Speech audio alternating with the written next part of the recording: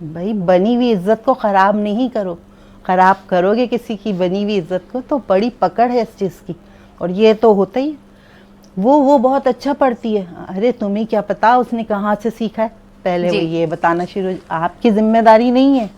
اس کی عزت بنی ہوئی ہے تو بنی رہنے دیں آپ. تو ہمیں تو چھوٹی چھوٹی باتوں سے جب اگر ہم اپنے آپ کو سدھاریں گے نا تو ہم حقوق العباد ادا کر لیں گے. جب ہم سامنے والے کا سوچیں گے ہی نہیں کہ اس کا ہم پہ کوئی حق ہے تو پھر کیسے ادا ہوں گے.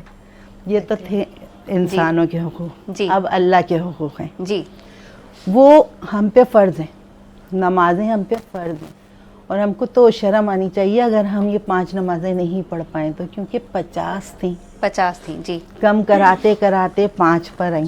اور اس وقت حضور صلی اللہ علیہ وآلہ وسلم نے کہا کہ مجھے حیا آتی ہے کہ میں اور کم کراؤں.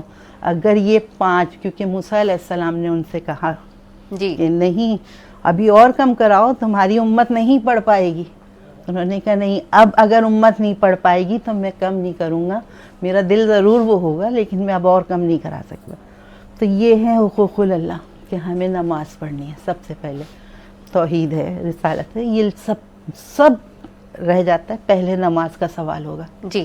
اور اس کی کوئی چھوٹ نہیں ہے کہ اگر آپ بیمار ہیں تو بھی آپ کو پڑھنی ہے. بالکل. آپ بیٹھ کے پڑھیں, آپ لیٹ کے پڑھیں, آپ سو کے نہیں, اشارے سے پڑھیں.